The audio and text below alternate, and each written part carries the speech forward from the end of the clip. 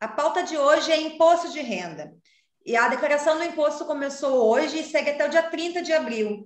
E para tirar algumas dúvidas, eu vou conversar com a contadora Aline Fão.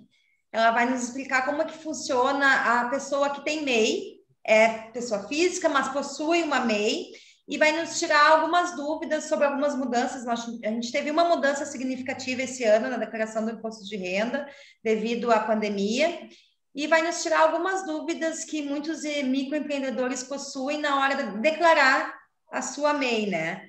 Aline, qual foi a... Vamos começar pela mudança, né? Qual foi a principal mudança na declaração do imposto de renda desse ano? E de que forma as pessoas vão fazer para declarar? Como é que está esse ano a declaração do imposto de renda? Bom, boa noite, boa tarde, não sei, boa noite, né? Enfim, na verdade, este ano ela segue igual aos anos anteriores, tá? A única modificação que teve foi em função do auxílio emergencial, que muitos brasileiros, muitos contribuintes receberam no ano de 2020. Não são todos que são obrigados a declarar imposto de renda por ter recebido esse auxílio, somente os que seguem o critério que a Receita impôs, né? Quem recebeu rendimentos tributáveis acima de R$ 22.847,76, sim, tem a obrigatoriedade de entregar a declaração e, inclusive, na transmissão da declaração, a Receita já gera uma DARF de devolução do auxílio indevido para esse contribuinte, tá? Então, assim, o que eu posso dizer? Não sei se as pessoas elas estão a par, né? Mas toda aquela pessoa física que recebeu acima de R$ 22.559,70, ela tem a obrigação de declarar imposto de renda. Quem ganhou mais de 40 mil isentos, não tributáveis ou tributáveis na fonte do ano de 2020. Quem teve ganho com a venda de bens, veículo, terreno, apartamento, independente do valor, né? Porque existe uma modalidade ali no imposto de renda que quem tem bens, ou um bem, ou a soma de todos os bens acima de 300 mil, é obrigado a declarar, tá? Valores inferior a isso, só é obrigado a declarar se tu tem, por algum outro motivo, uma obrigação de entregar essa declaração de imposto de renda, tá? E daí, se tu vende esse bem e tu teve ganho de capital, sim, tu tem que fazer a declaração de imposto de renda. Se tu teve perda, não. Toda pessoa física que recebeu de uma fonte de diversas fontes, né? Ela trabalhou em 2 empresas, né? Ela trabalhou, sei lá, até junho do ano passado, ela trabalhou numa, saiu e foi para outra, né? Ela tem que juntar esses dois rendimentos e ultrapassou 28.559,70, ela tem a obrigatoriedade de transmitir a declaração, tá? O valor de 22.847,76, ele se refere à última faixa da tabela progressiva, que é o 1913, eu não me lembro agora o valor, sabe? Da tabela progressiva que tem lá, que daí tu é isento, tá? A Receita, ela multiplicou esse por 12 e dá esse valor, 22.847, ela usou esse cálculo para se basear nisso.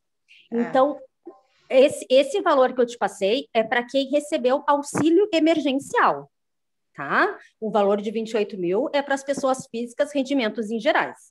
Tá? Então, são duas faixas. Duas situações. Quem recebeu acima de 22 mil e recebeu o auxílio emergencial. E quem recebeu acima de 28 mil sem receber o auxílio emergencial. Recebeu o auxílio, isso aí. Perfeito. Isso mesmo. Daí tu vai somar, sei lá, trabalhou numa empresa, ou tem os híbridos, né? Tá. Ou trabalha como pessoa física e pessoa jurídica também. E quem não recebeu acima dos 22 mil, mas recebeu o auxílio, não precisa. Quem não recebeu acima desse valor e recebeu o auxílio, não tem a Receita entende como como esse contribuinte realmente não tem obrigatoriedade,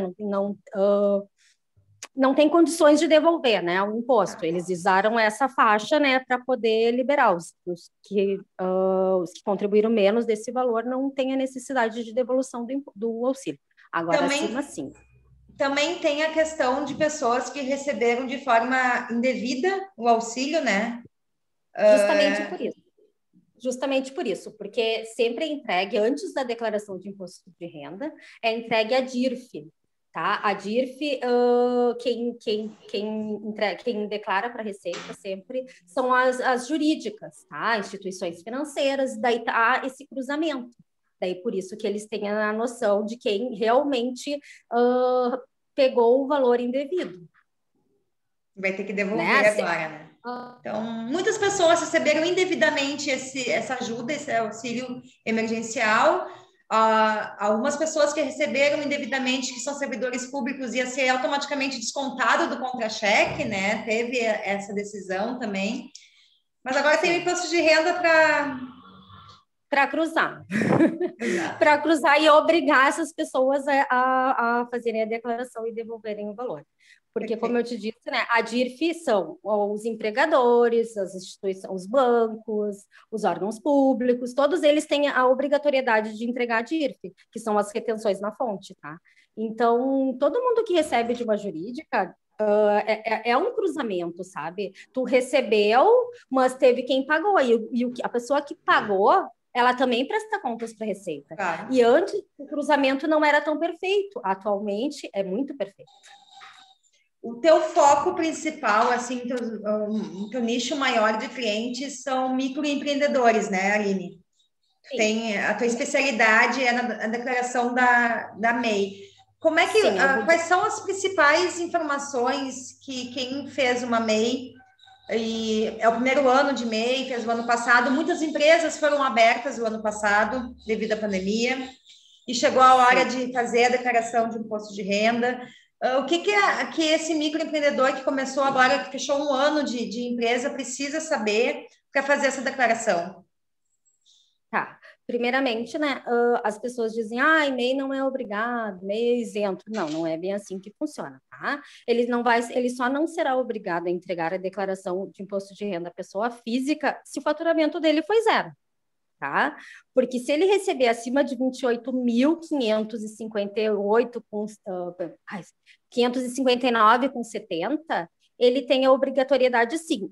Pode ser que ele não tribute, é diferente, mas ele tem a obrigação de comunicar a Receita, tá? Porque muitas vezes só tem a obrigação de deixar a Receita a par das tuas tributações, isentas ou não. Nem sempre significa que tu vai ter que pagar o imposto, tá? Então, como funciona assim, ó? Existe a resolução 140 do MEI, tá? A instrução normativa 140 do comitê do comitê. E o que ela diz? Que aquele MEI que possui um contador que assina os seus balanços, tá? Que faz a DRE, demonstração do resultado do exercício, tá?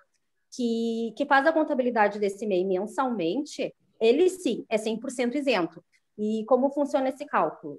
Esse MEI ele tem uma contabilidade, então ele comunica o seu contador de todas as suas receitas, né? Tudo que ele recebe no mês, e inclusive as suas despesas referentes às suas atividades, tá? Então, de janeiro a dezembro, ele comunica e faz o balanço mensalmente de todas as suas receitas, deduz todas as suas despesas como uma empresa normal, porque é assim que funciona nas empresas em geral, lucro real, presumido, lucro real, muda pouca coisa, tá? E o líquido, ele é totalmente isento na declaração de imposto de renda, tá? Ele só tem que seguir aquela regra, não pode ultrapassar 81 mil de faturamento durante o período aquisitivo, né? Durante um ano, que ele continua sendo MEI, senão ele é desenquadrado, né? Mas, se ele tem contabilidade, ele pode botar todo o seu faturamento líquido isento, porque ele tem um contador assinando por ele. E isso, na verdade, representa só 10% do país, tá? 90% do país não tem contador. É isso que eu ia te perguntar. Quem não tem contador e não fez o aviso mensal ali, né? Não teve. Não tem uma contabilidade mensal, né? Não tem um controle, não, uma contabilidade. Isso. Né? Quem não tem contador, o que faz? Então na verdade, assim, ó, aquele MEI que não tem contador, não possui contador, que é o erro da maioria dos MEIs, eles querem declarar todo o seu faturamento, né, até 81 mil, né, que para não ser desenquadrado, como rendimentos isentos e não tributáveis. E daí isso é errado, como eu te expliquei. Tu tendo a contabilidade, tu comprovando as despesas, fazendo tudo correto com o contador assinando os balanços, né? Tu pode sim declarar tudo isento. Para esse MEI que não tem, ele é obrigado a fazer uma presunção. E daí as atividades do MEI se resumem em 3: atividade de serviços, de comércio e indústria, né? Mas para esse tipo de situação fica o seguinte, serviços se aplica 32%, tá? E esses 32% do faturamento desse MEI é isento, a diferença é tributável, tá? Para vendas, comércio, tu aplica 8% sobre o faturamento desse MEI, que será a parte isenta, a diferença é tributável. E para que eu vou falar já direto, porque é mais para isso, né? Mas tem muitos MEIs aí, Uber, né? E para transporte de pessoas, tu aplica, né? Esses Uber aí, tu aplica 16% sobre o seu faturamento, que será a parte isenta, e a diferença é tributável. Essa é a forma correta de se declarar o imposto de renda à pessoa física desses MEIs, tá? Porque todo mundo sabe que aqui no país, né, diferente da maioria dos outros países, né, se há uma discussão, né, dos empresários não tributarem os seus lucros e dividendos. Daí os MEIs acham que acaba sendo da mesma forma, que tu recebe da tua empresa e tu vai declarar tudo como lucros e dividendos. Não.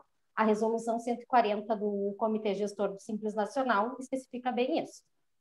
MEI que tem contador, 100% isento. MEI que não tem contador tem que aplicar a presunção do lucro presumido, né? Que é essas alíquotas que a Receita utiliza. Daí tem pessoas que falam, mas eu sempre fiz assim, nunca tive problema. A Receita tem 5 anos para ir atrás de você. Tá?